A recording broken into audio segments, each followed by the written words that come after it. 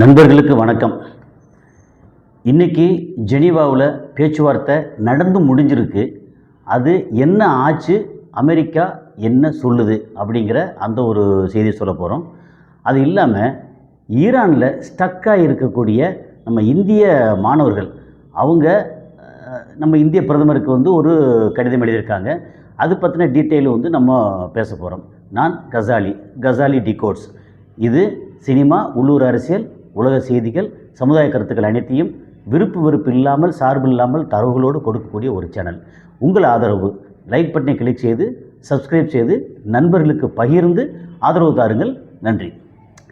இப்போ இன்றைக்கி ஜெனீவாவில் அப்பாஸ் ஆராக்சி அவர் தலைமையில் அங்கே அமெரிக்காவோட யார் முன்னாடின்னா ஒமானோட இளவரசர் இல்லை ஒமானோட பிரைம் மினிஸ்டர் அவர் முன்னாடி அங்கே பேச்சுவார்த்தை. அமெரிக்கா இன்டைரக்ட் பேச்சுவார்த்தை, அதாவது நேரடியாக 1 to 1 ஈரானோட அங்கே இருக்க வெளியுறவுத்துறை அமைச்சர், அங்கே இருக்க அமெரிக்காவோட வெளியுறவுத்துறை அமைச்சர் அப்படி டைரெக்டாக இல்லாமல் இன்டைரக்டாக பேச்சுவார்த்தை நடத்துகிறாங்க. அந்த பேச்சுவார்த்தையில் உடன்பாடு எட்டப்பட்டதா அப்படின்னா முழுசாக உடன்பாடு எட்டப்படலை. என்ன, வழக்கம் போல் இந்த பக்கம் மூர்க்கனும் முரடனும் ஒரு வழி போல் 2 பேரும் போயிட்டு அமெரிக்கா இப்படி இந்த பக்கம் இழுக்குது, இவங்க ஈரான் இந்த பக்கம் இழுக்கிறாங்க. அமெரிக்கா என்ன சொல்லுது, ஒன்று கொஞ்சம் கொஞ்சமாக ஆட்டை கடிச்சு மாட்டை கடிச்சு மனுஷனை கடிக்கிற கதையா, நீங்கள் இந்த மாதிரி உங்களுடைய போராட்டக்காரர்களில் நிறைய பேரை கொண்டுட்டீங்க, அதனால் நாங்கள் உங்கள் நடவடிக்கை எடுப்போம் அப்படின்னு சொல்கிற ஆரம்பிச்சு.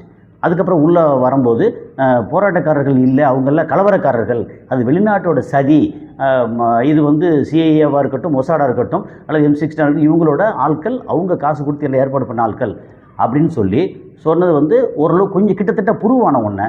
அதை விட்டுட்டு உடனே நீங்கள் யூரேனியம் என்ரிச்மெண்ட்டு பண்ணக்கூடாது, அதுக்கு நீங்கள் பண்ணுறது சரியில்லை அப்படின்னு சொன்ன உடனே சொல்லிவிட்டு அதை நீங்கள் நிறுத்தணும். நீங்கள் 60% 90% எடுத்து வச்சுருக்கீங்க, ஒரு 430 கிலோ 400 கிலோவுக்கு மேலே என்ரிச் பண்ண யுரேனியத்தை நீங்கள் வச்சுருக்கீங்க, அது ஒரு 10-12 குண்டு தயாரிக்க முடியும், அது இந்த மாதிரி தகவல் வருது, அதை நீங்கள் நிறுத்தணும், நிறுத்திட்டு அதெல்லாம் கையில் கொடுத்துடணும் அப்படின்னு சொல்லி ஆரம்பித்தா, சரி அதை பற்றி நம்ம பேசுவோம். ஏன்னா கமேனி முதல்ல இருந்து என்ன சொல்லிட்டு இருக்கிறாரு, நாங்கள் அணு ஆயுதம் தயாரிக்க போகிறதில்ல, அது எங்களுடைய மத ரீதியாக எதிரான இருக்குது, ஆனால் நாங்கள் திருப்பி அடிக்கிறதுக்கு எல்லா விதமான ஆயுதம் வச்சுருப்போம், ஆனால் அணு ஆயுதம் தயாரிக்க போகிறதில்ல அப்படின்னு சொல்லி முதல்ல சொல்லிட்டு இருக்கிறாரு. அதை அவர் பேச ஆரம்பித்த உடனே சரி ஓகே அணு ஆயுதம் தயாரிக்கலையே அப்படின்னு சொன்னோடனே அஜிஜோ சட்டு போட்டு முடிஞ்சிருச்சே அப்படின்னு, இல்லை இங்கே இஸ்ரேல் என்ன சொல்கிறாங்க, அவங்க மிசைல் பாலிஸ்டிக் மிசைல் அது 500 கிலோமீட்டர் தாண்டி வந்துச்சுன்னா அங்கே அமெரிக்காவோட தளங்கள், அங்கே 8 தளங்கள் இருக்குது, ப்ளஸ் இஸ்ரேல் இருக்குது, இது எல்லாம் பிரச்சனைக்கு உண்டாகும், அதையும் இந்த மாதிரி தயாரிக்கக்கூடாது, தயாரித்து வச்சதெல்லாம் ஹேண்ட் ஓவர் பண்ணிடணும். யார்கிட்ட ஹேண்ட் ஓவர் பண்ணணும், அதாவது எதிரிகிட்டே போய்ட்டு என்னமோ பாலை காய்ச்சாமல் பாலை எடுத்து பூனைக்கு காவல் கொடுக்குற மாதிரியா. ஸோ இந்த மாதிரி அப்படி இல்லை, ஒன்றா சொல்லி அப்புறம் ப்ராக்சிஸ்க்கு எதுவும் கொடுக்கூடாதுன்னு ஏற்கனவே சொல்லியிருக்கோம். இந்த மாதிரிலாம் வந்துச்சு. ஸோ இப்போ பெசஸ்கேன் என்ன சொல்கிறாரு, அங்கே இருக்கிற பிரசிடென்ட் என்ன சொல்கிறாரு, நாங்கள் இங்கே அணு ஆயுதம் தயாரிக்க போகிறதில்ல அப்படின்னு இப்போவும் திட்டவட்டமாக சொல்கிறாங்க. அப்புறம் இவங்க கொடுத்துருக்கக்கூடிய இன்றைக்கி அருமையான ஒரு டிராஃப்ட்டு ஈரான் கொடுத்துருக்காங்க, நாங்கள் எங்களுக்கு இந்த மாதிரி இதெல்லாம் பண்ண மாட்டோம் அப்படின்னு சொல்லி கொடுத்துருக்காங்க. அதை நேரடியாக படாரம் ஒத்துக்கிட்டால் ஐயோ அதோட முடிஞ்சிருமே அப்படின்னு இல்லாமல் அப்புறம் இன்னும் கொஞ்சம் எக்ஸ்ட்ரா இறுக்கி பிடிச்சிட்ருக்காங்க. ஸோ இப்போ என்ன சொல்கிறாங்க, நாங்கள் அணு ஆயுதம் தயாரிக்க போகிறதில்ல, ஆனால் அந்த யுரேனியம் என்ரிச்மெண்ட் எங்களோட தேவைக்கு நாங்கள் பண்ணத்தான் செய்வோம், அது நிறுத்த முடியாது, அப்போ நீங்கள் நிறுத்தலைன்னா நாங்கள் உடனே அடிப்போம் அப்படின்னு அந்த மாதிரி ஒரு பிரச்சனை ஓடிக்கிட்டு இருக்குது. ஓகே, இப்போ என்ன சொல்கிறேன்னா, நீங்கள் தேவையில்லாமல் மிரட்டல் பண்ணிங்கன்னா நாங்கள் எங்களை தற்காத்து கொள்வதுக்கு எப்படின்னு எங்களுக்கு தெரியும் அப்படின்னு இவங்க பதிலுக்கு மிரட்டல் மாதிரி அப்படி சொல்லலை, கிட்டத்தட்ட மிரட்டல் மாதிரி. ஈரான் நாங்கள் யாருக்கும் அடிபணிய தயாராக இல்லை, நீங்கள் இஷ்டத்துக்கு எங்கள் இடத்துல பக்கத்து நிறுத்திட்டு எல்லாம் பண்ணுவீங்களா அப்படின்னு சொல்லும்போது இன்றைக்கி இந்த பேச்சுவார்த்தை தோல்வின்னு சொல்ல முடியாது, ஆனால் வெற்றி இல்லை. இந்த மாதிரி ஒரு சூழலில் இப்போ ஈரான் என்ன சொல்லியிருக்காங்க, ஈரானும் அவங்களும் அதாவது ஒமானோட மத்தியஸ்தத்தை என்ன சொல்கிறாங்க, இன்னொரு இந்த டிராஃப்ட் இன்னும் கொஞ்சம் அப்படி இம்ப்ரூவ் பண்ணி அடுத்த டிராஃப்ட் கொண்டு நம்ம பேச்சுவார்த்தை பண்ணுவோம் அப்படின்னு உடனே அங்கேருந்து இஸ்ரேல் லப்பன்னு அடிக்கிறாங்க, இவங்க ரொம்ப டிலே பண்ணுறதுக்காக பண்ணுறாங்க அப்படின்னு. அப்புறம் மார்க்கோ ரூபியோ இருக்கார்ல, அவர் சொல்கிறாரு. அதுக்கப்புறம் இவர் விட்காஃப் சொல்ல இல்லை, இவங்க எல்லாமே ஒன்று சேர்ந்து என்ன பண்ணுறாங்க, இல்லை ஈரான் அதை அப்படியே பொருளாங்கம் பண்ணுறதுக்காக பண்ணிகிட்ருக்காங்க, நம்ம பொருளாங்கம் பண்ண என்ன ஆகும், கப்பலில் கடலில் நிற்கிற அந்த கப்பல், அதுக்கான செலவு, அப்புறம் அந்த ரீஜனில் கொண்டு வச்சுருக்க F-35 F-22 ராப்டர்லாம் பயங்கர என்ன சொல்கிறேன்னா F-22 வந்து இருக்கிறதுல ரொம்ப டாப் லெவல். F-35ங்கிறது வேறு லெவல். ஆனால் F-22 வந்து அந்த ரேப்டர் வந்து சாதாரண விஷயம் இல்லை அப்படின்னு அதை பற்றின விஷயம்லாம் சொல்கிறாங்களா. ஸோ இது எல்லாத்தையும் கொண்டு வந்து வச்சுட்டு அது சும்மா தீனி போட்டு வச்சுருந்தா என்ன ஆகும், ஒரு குறிப்பிட்ட நாளுக்கு அப்புறம் ஐயோ நம்ம வந்து செலவாகி போச்சே, அந்த செலவு யார்கிட்ட ஈடுகட்டுறது, ஏன்னா இஸ்ரேல்கிட்ட வாங்க முடியாது. ஏன்னா இஸ்ரேலே வந்து அமெரிக்காட்ட காசு வாங்கிட்டு இருக்காங்க. சவுதி அரேபியாவோ அல்லது UAE கத்தாரி மட்டும் வாங்க முடியாது. நீங்கள் தானே கொண்டு வந்து வச்சிங்க, எங்கிட்ட காசு கேட்டால் என்ன அர்த்தம் அப்படின்னு திருப்பி கேட்கும்போது அங்கேயும் பிரச்சனை வந்துடும் அப்படின்னு அங்கேயும் கேட்க முடியாது. அப்போ வெட்டி செலவு போய்கிட்டு இருக்கே, இது வந்து வேணும்னு இழுத்துக்கிட்டு இருக்காங்களே அப்படின்னு அது ஒரு பிரச்சனை ஓடிக்கிட்டு இருக்கு. இப்போ என்ன ஆகி போச்சு அப்படின்னா, அடுத்த தேர்ட் ரவுண்டு இந்த பேச்சுவார்த்தை இந்த மாதிரி முடிஞ்சிருக்கா. இப்போ இந்த இதில் வந்து நாங்கள் அடுத்த இதை இம்ப்ரூவ் பண்ணி கொண்டு வந்து சேர்க்குறோம் அப்படின்ட்டு இருக்காங்க. அப்போது என்ன சொல்கிற மார்க்கோ ரூபியோ என்ன சொல்கிறாரு, நோ, நீங்கள் நாங்கள் சொல்கிறத கேட்கல, அதனால் நாங்கள் தாக்குதலுக்கு தயாராகிறோம். யார், மார்க்கோ ரூபியோ. அதாவது ஒன்று ஒன்றா சொல்லி சொல்லி ட்ரம்ப் தான் வந்து டெய்லி உளருவார். ட்ரம்ப் வந்து நேற்று என்ன சொல்லியிருக்கிறாரு, நேற்று முந்தா நாள் நைட்டாக இப்போ நமக்கு வந்து அரை நாள் 11 மணி நேரம் டிஃப்ரென்ஸ் இருக்கு இல்லையா. ஸோ அப்போ அவர் என்ன சொல்லியிருக்கிறாரு, ட்ரம்ப் என்ன சொல்லியிருக்கிறாருன்னா, நீங்கள் 32,000 பேர் வந்து கொண்டிருக்கீங்க, அதனால் அது மேலே நான் நடவடிக்கை எடுக்கணும் அப்படின்னு. அது ஏற்கனவே நேற்று பேசணும். என்னங்கடா இது, அதாவது ஆடு நனையுதுன்னு ஓனாய் அழுவு தான்.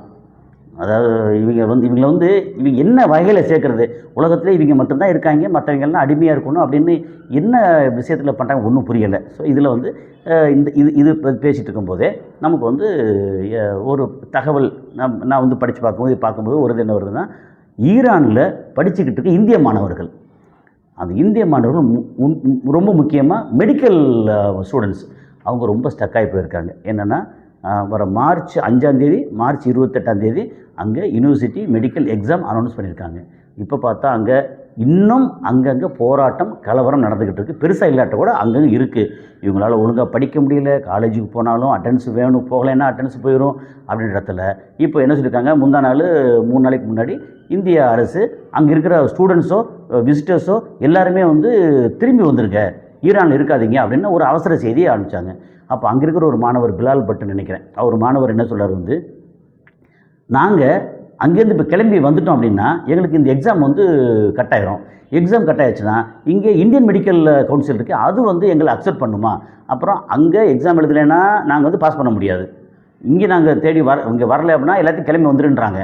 அந்த எக்ஸாமுக்கு நம்ம இந்திய அரசு என்ன பதில் சொல்ல போகுது, இந்திய அரசுனா த்ரூ மெடிக்கல் கவுன்சில் என்ன பதில் சொல்ல போகுது, எங்களுக்கு வந்து இதுக்கு ஏதாவது ஒரு ஏற்பாடு, நாங்கள் கிளம்பி வர தயாராக இருக்கோம், ஆனால் எங்களுக்கு இந்த எக்ஸாம் வந்து இந்தியாவில் எழுத போகிறோமா அல்லது திரும்பி அங்கே வருதா, அல்லது இந்த எக்ஸாம் வந்து மார்ச் 5 மார்ச் 28 அப்படிங்கிறது இன்னும் கொஞ்சம் தள்ளி வைக்க போகிறாங்களா அப்படிங்கிறது எனக்கு கன்ஃபார்ம் பண்ணுங்க அப்படின்னு அந்த பிலால் அப்படிங்கிற ஒரு ஸ்டூடெண்ட்டு, மெடிக்கல் ஸ்டூடெண்ட்டு இந்த மாதிரி வீடியோ ஒன்று போட்டிருக்கிறார். அது வந்து பெரிய அளவுக்கு வைரலாக போய்கிட்டு இருக்கு.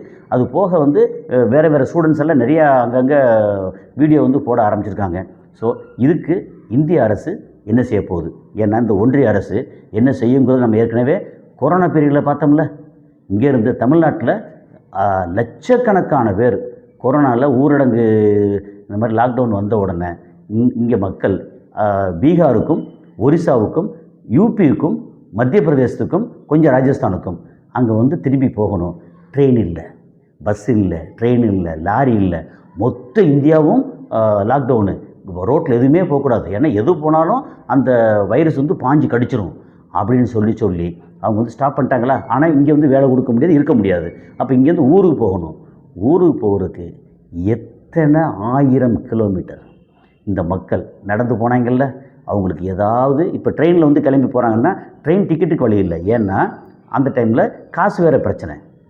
ஸோ இந்த மாதிரி ஒரு சூழலில் அந்த மக்களை வந்து பரிதாபமாக அதோகதியாக வந்து நிற்கதியாக்குனாங்கல்ல நம்ம ஒன்றிய அரசு. அது போக அங்கே போயிட்டு இருக்கும்போதே ஒரு அம்மாவுக்கு வந்து பிரசவம் நடந்து அப்படியே வந்து தொப்புள் கொடியை கட் பண்ணி எடுத்து போட்டு அந்த அப்போ பிறந்த குழந்தையோடு அப்படியே கிளம்பி நடந்து போனாங்களே. அப்புறம் வந்து இப்படி இவ்வளோ கஷ்டத்தையும் பார்த்துக்கிட்டு ஒரு தகப்பனும் மகளும் ஒரு மரத்தில் தூக்குப்பட்டு தொங்குனாங்களே. அதாவது இந்த ஒன்றிய அரசு நம்ம இந்திய மக்களுக்கு பண்ணியிருக்க அராஜகம் வந்து கொஞ்சம் நஞ்சம் இல்லை. அதாவது ஏதோ நம்ம மக்கள் இங்கே ஒற்றுமையாக மத ரீதியாக இல்லாமல் ஜாதி ரீதியாக இல்லாமல் அங்கங்கே சின்ன சின்ன உரசல் வரத்தான் செய்யும், அதெல்லாம் மாறி இந்த மக்கள் எல்லாம் வந்து சகோதரத்துவமாக எல்லாம் பண்ண பற்றி இந்த அரசு இந்த நாடு அப்படி ஒழுங்காக போய்கிட்டு இருக்கு. இந்த காட்டாட்சி இவங்க பண்ணியிருக்க விஷயம் இருக்கே, அதாவது திடீர்னு ஒரு நாள் டிமானிட்டேஷன் பண்ணுறேன், இப்போ பணம் மதிப்பிழப்பு, இந்த பணம்லாம் செல்லாது அப்படின்னு ஒன்று நூற்றுக்கணக்கான பேர் செத்தாங்க. இதில் ஏடிஎம்மில் நின்று காசு எடுக்க முடியாமல், திடீர் மெடிக்கல் ஷாப்புக்கு போக முடியாமல், எங்கேயும் போக முடியாமல், அதாவது இந்த மக்களை பற்றி கொஞ்சம் கூட கவலைப்படாமல். இப்போ என்னென்னா ஏன் இந்த வருத்தப்பட்டு சொல்கிறோம்னா, இவங்க வந்து என்ன நினப்பில் இந்த மாதிரிலாம் நம்ம மக்களை வாட்டி வதைச்சாலும் திரும்ப வந்து இவிஎம்மை வச்சு எலக்ட்ரானிக் ஓட்டிங் மிஷினை வச்சு ஒரு மாதிரி திருட்டுத்தனம் பண்ணி ஜெயிச்சிடலாம் அப்படின்னு இப்போ வரைக்கும் பண்ணிகிட்ருக்காங்க. அதுக்கு ஏற்ற மாதிரி எதிர்க்கட்சியாக இருக்கக்கூடிய காங்கிரஸும் கேவலமாக வீணாக போய் கிடக்கு. ஏன்னா இவங்கெல்லாம் நினச்சா இது வந்து உண்மையிலேயே பிஜேபிக்கு பி டீம் வந்து மற்ற கட்சியெல்லாம் கிடையாது. காங்கிரஸ் ராகுல் காந்தி தான் பி டீமாக இருப்பாங்க போல இருக்குது.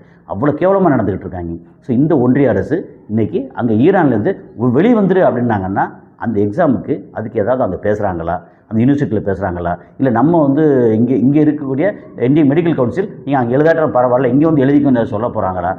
அதாவது மக்கள் மேலே உண்மையிலே அக்கறை இருந்துச்சுன்னா இதெல்லாம் பண்ணுவாங்க. இது பண்ண போகிறாங்கன்னு தெரியும். ஏன் இதெல்லாம் சொல்கிறேன் அப்படின்னா, நம்ம ஒன்றிய அரசு இப்படி தான் நடக்குது. அது என்னென்னா யாருக்காக நடக்குது? இவ்வளோ பிரச்சனை ஓடிட்டு இருக்கும்போதும் இங்கே நம்ம பிரதம மந்திரி இஸ்ரேலுக்கு போகிறார். நேற்று 25ஆம் இஸ்ரேலுக்கு போய் அங்கே கட்டி பிடிச்சி அங்கே நெசட்டுன்னு சொல்லி அந்த பார்லிமெண்ட்டில் பேசி உடனே வந்து அங்கே 1300 பேர் பக்கம் கொண்டாங்க, 250 பேரை வந்து பிணைக்கத்தில் கொண்டு போனாங்க அப்படின்னு எல்லாம் பேசி அதுக்கு வந்து கண்டனம் தெரிவித்தார். அதில் தப்பே இல்லை. ஆனால் அந்த நெதன்யாகு லட்சக்கணக்கான பேரை கொண்டிருக்கானே, அவனை பற்றி ஏதாவது ஒரு வார்த்தை பேசணுமே. அப்போ அங்கே மட்டும் என்ன அடைச்சிக்கிடுச்சு? அதாவது இப்படி ஒரு கேடுகட்ட கேவலமான ஒரு தலைமை நமக்கு வந்து நம்ம பிரைம் மினிஸ்டர் நமக்கு வேணும், அதெல்லாம் கரெக்டு தான். ஆனால் அங்கே போயிட்டு இப்படி எப்ஸ்டீன் ஃபைல் வந்து பேர் வந்து வந்துருச்சு அப்படிங்கிறதுக்காக அவங்க ஆடின ஆட்டத்துக்கெல்லாம் போய் ஆடிக்கிட்டு இதெல்லாம் என்ன வகையான மனித ஜென்மம்னு தெரியலை. இவ்வளோ கேவலமாக இல்லை, உண்மையிலே வந்து பயங்கர எரிச்சலாகவும் வருத்தமாகவும் இருக்குது. ஸோ இவங்க அங்கே போய் எல்லாம் பண்ணுவாங்க. அதுக்கப்புறம் இங்கே அங்கே நம்ம மக்கள் வந்து கண்டுக்காமல் விட்டுருவாங்க. அதுக்கப்புறம் 10 லட்சம் பேர் இந்தியன் இஸ்ரேலுக்கு வாங்கன்னா அங்கே அனுப்பிச்சுட்டு சாகடிப்பாங்க. சார் உண்மையிலே இது வந்து சொல்கிறதுக்கு வந்து ரொம்ப, அதுதான் அந்த லாக்டவுன் பீரியடில் இஎம்ஐ கட்டலைன்னா உடனே பிரச்சனை. உடனே வந்து அதுக்கு வந்து ஒரு 2 மாதம் தரோம் 3 மாதம் தரோம், அந்த 3 மாதத்துக்கு கட்டாமல் விட்டால் அதுக்கு பெனால்ட்டி அதெல்லாம் போட்டு எக்கச்சக்கம் எக்ஸ்ட்ரா வசூல் பண்ணாங்க. இவங்க பண்ணியிருக்க அராஜகம் கொஞ்சம் நஞ்சம் இல்லை. இன்றைக்கி அந்த மெடிக்கல் ஸ்டூடெண்ட்ஸ்க்கு என்ன பண்ண போகிறாங்க? இல்லை இங்கே வந்து நம்ம பிரைம் மினிஸ்டர் அங்கே போய் பேசினார், நெசட்டுன்னு சொல்லி அந்த பார்லிமெண்ட்டில் போய் ஜாலியாக பேசிட்டு கட்டி பிடிச்சிட்டு உடனே வந்து அவர் நெத்தன்யாகு வந்து உலகத்தின் கொலைகாரன் நெத்தன்யாகு. அந்த ஆள் வந்து எனக்கு மோர் தென் பிரதர் அப்படின்னு கட்டி பிடிச்சி பேசுகிறேன்னா இவங்கெல்லாம் யார்? நம்ம மக்களுக்கு இவங்க என்ன பண்ணிகிட்ருக்காங்க? பூரா வந்து அதானிக்கும் அம்பானிக்கும் இவங்களுக்கும் சிலருக்கு மட்டுமே வந்து சேவை செய்கிறதுக்காக ஒரு நாட்டை வந்து வளைச்சி போட்டுக்கிட்டு அதுக்கப்புறம் மக்கள் ஓட்டு போட்டால் அந்த ஓட்டு யாருக்கு போயின்னு தெரியாமல் அதுக்கப்புறம் அவசரமாக வந்து எஸ்ஐஆர்னு சொல்லி இதை கொண்டு வந்து அது போக நம்ம வாக்கு திருடன் ஞானேஷ்குமார் இவங்க எல்லாம் வந்து நம்மளை ஆட்சி பண்ணுறதுக்கு எல்லாம் பண்ணிட்டுருக்காங்க. காலம் விரைவில் மாறும். அப்போ வந்து ஓட விரட்ட போகிறாங்க. இது வந்து உண்மையில் ரொம்ப கேவலமான ஒரு விஷயம். இது நடக்குது. இவங்க வந்து என்ன பண்ண போகிறாங்கன்னு தெரியலை. அங்கே பார்த்தா அமெரிக்கா அவன் வந்து உலகத்தின் ரவுடி கேடுகட்டவன். அவங்க வந்து ஈரானில் அங்கே வந்து உட்காந்துக்கிட்டு நீ இதை பண்ணாத அது பண்ணாத இதை நொட்டாது அதை நொட்டாது அப்படின்னு சொல்லி பேசிக்கிட்டு இவங்கெல்லாம் யார்? இவங்க இம்மிடியேட்டாக வந்து மார்க்கோ ரூபியோ என்ன சொல்கிறான்னா இம்மிடியேட்டாக நாங்கள் வந்து அட்டாக் ஆரம்பிக்க போகிறோம். இவங்க சொல்லிவிட்டு ஏதாவது சின்னதாக ஒரு ஆரம்பித்தாலே போதுமே, அங்கே வந்து மொத்தத்துக்கு ஒரு மாதிரி என்ன சொல்கிறது அதிர்ச்சியாகி ஓவராலாக வந்து ஸ்தம்பிச்சு போய் நின்றும். இவங்க வந்து என்ன பண்ண போகிறாங்க, எதுக்காக இவ்வளோ தூரம் நடந்துகிட்டு தெரில. அமெரிக்கா கையோ காலை முடக்கி போட்டால் ஒழிய இந்த உலகத்துக்கு நிம்மதியே கிடையாது. அது விரைவில் நடக்கும். அதுக்கெல்லாம் என்னென்ன டேமேஜஸ் எல்லாம் ஆக போகுது தெரியல. அடுத்த கட்ட அப்டேட் என்னென்ன வருதோ அந்த அப்டேட்லாம் நம்ம வந்து ஒரு அப்டேட்லேயும் நம்ம வந்து செய்திகளை சொல்லிகிட்ருக்கோம். அடுத்த அப்டேட்டில் சந்திப்போம். நன்றி.